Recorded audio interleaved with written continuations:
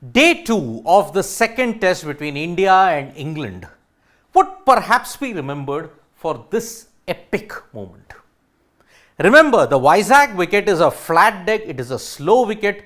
There isn't that much assistance for the bowlers. You're seeing the nature of the way how the batters are getting out. They're throwing their wickets away. You saw in the Indian innings also, batsmen, bowlers had to really work hard to get the wickets. Even in the England innings, through sheer skill, no bowler was getting that much of purchase.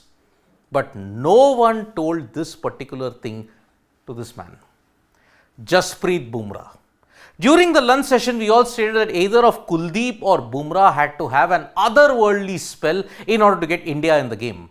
The safest bet was Jasprit Bumrah. When that catch was taken of Zach Crawley, and in a spell in which he dismissed England's best batter in Joe Root. Remember, the stat heading into this test match was that Root has more runs than the entire Indian team combined.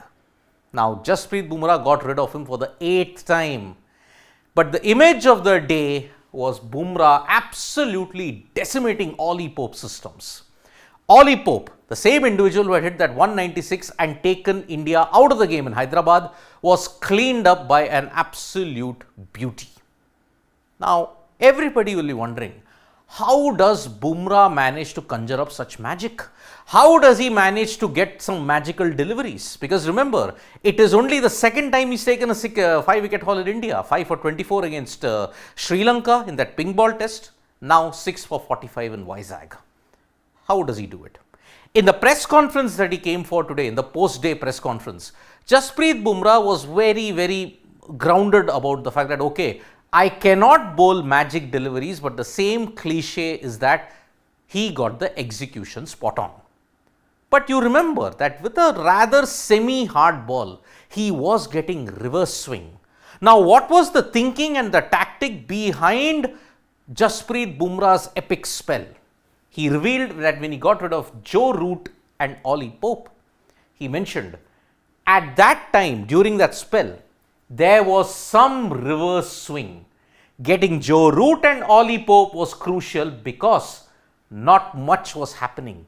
Wicket was on the slower side.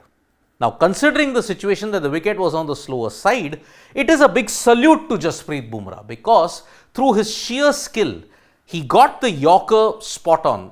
It angled in, came in with the swing, but but because of the dip that he generates, because of the way how he cocks the wrists, he gets the ball to dip alarmingly, and because of that, Ollie Pope just had no answer to it. With Root coming in, Bumrah was getting reverse away, and that is the reason why Root had to fend at it. He thought, looking at it, it would probably come in, but it's going away, and that is why this skill of Jasprit Bumrah has to be honored. And do you think it's come naturally to him? No. It has come incidentally through years and years of practice on these Indian decks. Because Joe Root and Ollie Pope were the two individuals who could have taken the game away from India. But they got nipped in the bud in that spell. 4 overs, if I'm not mistaken, 4 overs, 2 maidens, 2 for 3 he had at that point in time. With this dismissal, he ensured that the floodgates were open. India had the driver's edge. He did a similar thing to Ben Stokes. You remember when Bumrah came round the wicket, slanted it in, Stokes missed it, got a bottom edge, the off stump went for a walk. Stokes then just flung his bat and then said, what the hell is going on? Because for the second time, he was undone by Bumrah.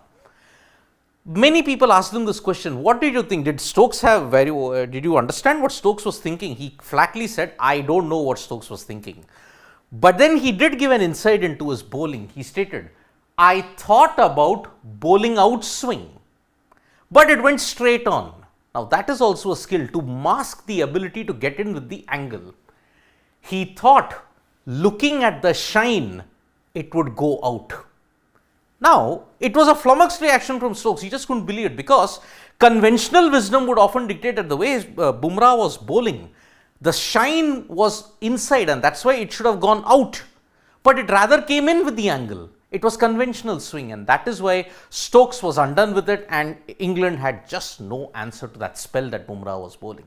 6 of the finest wickets, 15.5 overs of absolute brilliance. That's why he averages 20.29 in his test career. Second quickest to 150 wickets. He is the only bowler who takes the conditions out of the equation, much like what Pat Cummins does. So, Bumrah, with the ball that he bowled to Ollie Pope, Joe Root and Ben Stokes ensured, England just had no way of coming back. Now, how did he master this art? He clearly mentions that he may have played less cricket in India, test matches, but he's played a lot of first-class cricket. I mean, remember, he was one of the guys that helped Gujarat win the Ranji Trophy about 10 years ago, close to 10 years ago. At that time, Jasprit Bumrah learned the art of reverse swing, because he stated, you have to learn reverse swing if you have to get wickets in India. I learned to bowl reverse swing much earlier than conventional swing.